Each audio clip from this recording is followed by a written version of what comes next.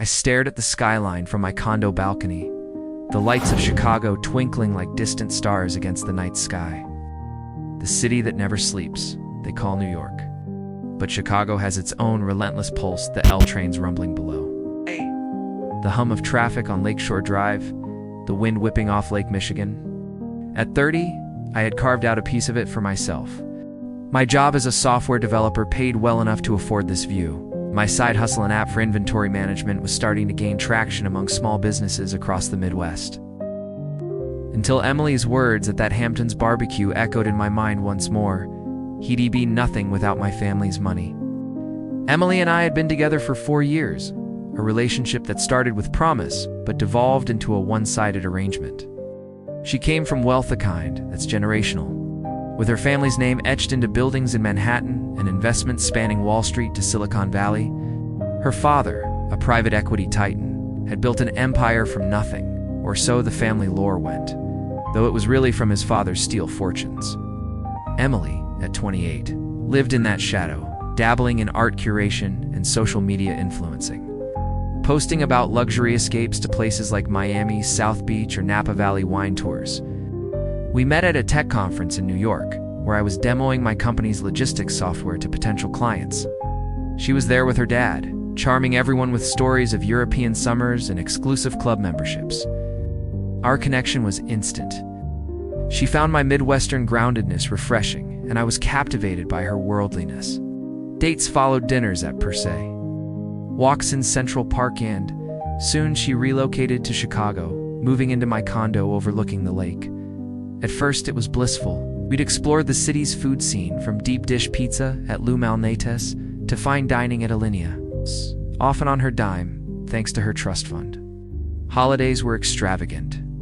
Thanksgiving in the Hamptons, Christmas in Aspen, 4th of July fireworks from a yacht on the lake. I contributed, paying rent, utilities, groceries, but she always insisted her family's resources were there to elevate us. But elevation came with a price. Emily's comments started innocently, but grew sharper. "Your salary is adorable, Marcus. It's like pocket change compared to what my brother makes on Wall Street." Or, "During a Cubs game at Wrigley, if it weren't for my dad's season tickets, we'd be watching from home on your basic cable." I laughed it off, attributing it to her upbringing, but it chipped away at my confidence. The condo transformed under her influence. My simple furniture was replaced with high-end pieces from Restoration Hardware. My office became her content creation studio. It's filled with ring lights and backdrops for her Instagram reels. "You don't need all that space for your coding stuff," she'd say, pushing my desk to the corner. Daily life became a series of slights. She'd cancel plans for spontaneous trips with friends to Las Vegas or Coachella, leaving me with reserved tables at places like Gibson's Steakhouse. When I'd express disappointment, she'd dismiss it. "You're so serious all the time. Not everyone can drop work as you do with your 9-to-5 grind." Her family's visits amplified it. At a family gathering in the Hamptons over Memorial Day, I overheard her with her friends by the pool. "Marcus is sweet, but he'd be nothing without my family's money. Imagine him trying to afford this on his developer paycheck. ES long for the ride." The laughter that followed was a gut punch, one that lingered long after the weekend ended. Back in Chicago, the incidents mounted. She skipped our anniversary dinner at Maple and Ash for a last-minute networking event with influencers, texting me an hour late. "Lost track of time, babe. Order without me." When I confronted her, she turned it around. "You're being controlling. If you made what my family does, we could afford to reschedule without drama." That night, lying awake, I realized the pattern: her entitlement, my accommodation. My side hustle app was booming, with users from coast to coast, from California startups to Texas retailers.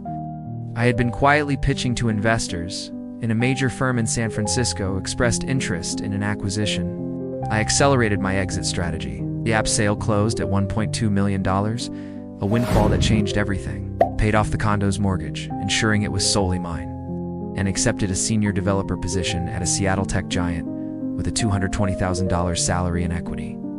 The role was remote flexible, allowing me to plan the move seamlessly. I rented storage for my belongings, gradually relocating items while Emily was out her spa days or shopping sprees at Michigan Avenue's Magnificent Mile, provided perfect cover. One weekend, while she was in New York for a family wedding, I restored the condo, bringing back my original furniture, removing her additions. The space felt like mine again, free from the clutter of her luxury. When she returned, the shock was immediate.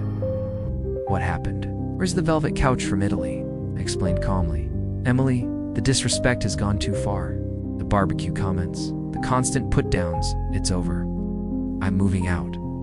Her response was defiance. "You can't just leave. You'd be nothing without my family's money. Who do you think pays for half this lifestyle?" I handed her the lease papers, showing her name absent, and noted the 2-month grace period. "Figure it out after that." She laughed it off initially, assuming I'd relent. But as I distanced working late, sleeping separately, she began to worry. Her trust fund covered indulgences, but real costs like Chicago's property taxes or maintenance fees were mysteries to her. She tried reconciliation, tickets to a Blackhawks game, homemade dinners, Uber Eats disguised as cooking, suggestions for couples retreats in Sedona. The funds from the app sale arrived, and I secured a modern loft in Seattle's Capitol Hill. With views of the Space Needle and access to the city's innovation hub, my new job started with online training, giving me time to finalize. Emily's family called her mother, pleading, "It's just stress from planning your future." But I knew the truth. Her future relied on my stability. Moving day was covert. While Emily was at a yoga class in Lincoln Park, movers cleared my items. I left her possessions intact, the condo now a testament to her superficial additions. When she discovered the emptiness, calls poured in, confusion turning to anger. "How could you abandon me? I thought we were building something." As bills stacked up in her name, electricity from Cummed, internet from Xfinity, she faced reality. Her influencer gigs dried up, and her follower count was stagnant despite paid promotions. Friends messaged me her stories, but I shared evidence of her belittling, shifting opinions. Emily's parents intervened partially, urging her to job hunt specifically, entry-level roles at firms like Deloitte or local advertising agencies. Rejections followed, as her art history degree did not align with market demands. Months later, as I thrived in Seattle coding for cutting-edge AI, exploring Mount Rainier, dating someone who valued partnership, Emily's attempts faded. A final email admitted her faults, but I had moved on. Her warning rang hollow. Without her family's money, I was everything independent, successful, free. Chicago's hustle gave way to Seattle's innovation, my life a testament to self-made strength. The early days of our relationship were a whirlwind of excitement, blending my grounded Midwestern roots with her East Coast glamour. I remember our first date in New York, walking through Central Park after the conference. Her arm linked in mine as she pointed out landmarks like the Bethesda Fountain, sharing stories of childhood picnics there with her family. "You have to see the Hamptons in summer," she'd said, her eyes sparkling under the autumn leaves. I was hooked, imagining a future where my tech savvy complemented her social prowess. When she moved to Chicago, it felt like a victory, her choosing my world over hers. But integration brought challenges. Emily's spending habits were alien to me. She'd order from high-end services like caviar for dinner, or book Uber Blacks for short trips to the Art Institute. "It's just convenient," she'd say, swiping her card linked to her family's accounts. I paid the rent $3,200 a month for our 1,200 square foot condo, but she covered extras, which soon became necessities. Our grocery bills ballooned with organic deliveries from Fresh Direct, and weekends involved trips to Michigan's wine country, all on her dime.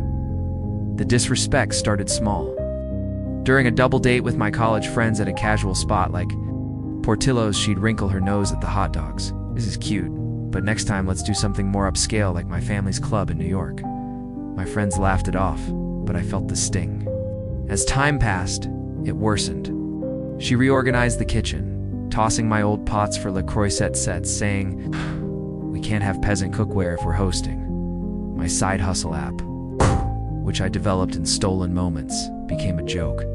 "That's your little project?" My dad funds real startups. Social events amplified it. At a company holiday party at the Adler Planetarium, she spent the night networking with executives, leaving me alone with colleagues. Later, she complained, "Your work friends are so boring, talking about code all night." In my circle discusses real deals, like IPOs and mergers. I internalized it, working harder on my app. adding features like AI predictive analytics that attracted users from retailers in states like Ohio and Indiana. Hamptons barbecue was the climax. The drive out was exhausting traffic on I-95, stops at rest areas for coffee, but Emily had flown ahead, texting me arrival instructions. The estate was opulent. Manicured lawns, a tennis court, caterers serving lobster rolls and craft cocktails. I grilled burgers for the kids, enjoying the ocean breeze, when I heard her poolside conversation. The words "nothing without my family's money" landed like a punch, exposing the foundation of our relationship, her superiority, my tolerance. Back home, I plotted. The app's user base hit 10,000, with revenue from premium subscriptions. Investors circled, and I negotiated the sale discreetly over Zoom calls during lunch breaks. The deal, $1.5 million, wired to my account. I updated the condo's title, removing any implied joint ownership, and scouted Seattle visiting during a business trip, falling in love with the coffee culture at Starbucks' original Pike Place and the tech vibe in Bellevue. Emily noticed my detachment but attributed it to work stress. "You're always on that computer." "My family takes real vacations, let's plan one to Hawaii," I agreed vaguely, using the time to pack. Storage units in suburbs like Schaumburg held my belongings, labeled meticulously. When she left for a New York wedding, I executed. Movers restored the condo my leather couch, replacing her velvet, my desk reclaiming the office. The transformation was cathartic, the space breathing again. Her return was chaotic. This looks like a bachelor pad again. Where's everything? The conversation was calm on my part, stormy on hers. Can't survive without my family's support. Think about it. But I had thought about it, and the freedom was intoxicating. Post-breakup, her unraveling was swift. Bills from come, and people's gas arrived. Her trust fund not covering basics. She applied for jobs, social media manager at agencies like Leo Burnett, but lacked experience. Friends distanced after hearing my side, her narrative crumbling. In Seattle, I flourished. The new job involved AI for e-commerce, collaborating with teams on projects impacting millions. Weekends meant kayaking on Lake Union or attending tech conferences. While dating a fellow developer, our relationship was built on mutual respect. Emily's final plea came via email. "I see now I was wrong. Please give us another chance." But the chapter was closed, my life a testament to self-reliance. Flashback to our first year, Emily's arrival in Chicago coincided with the city's vibrant summer festivals. We attended Lollapalooza in Grant Park, her dancing to headliners like Billie Eilish, while I handled the logistics, tickets, transportation. It felt balanced then, her bringing excitement, me providing stability. But as winter set in, with snow blanketing the city, her complaints grew. "This cold is unbearable. My family's place in Florida is so much better." I'd bundle up for walks along the frozen lake, while she stayed in, ordering from high-end delivery services. My app idea sparked during one such winter. Frustrated with inefficient inventory for local stores, I coded a prototype on my laptop. Testing it with a friend who owned a boutique in Wicker Park, Emily dismissed it. "That's nice.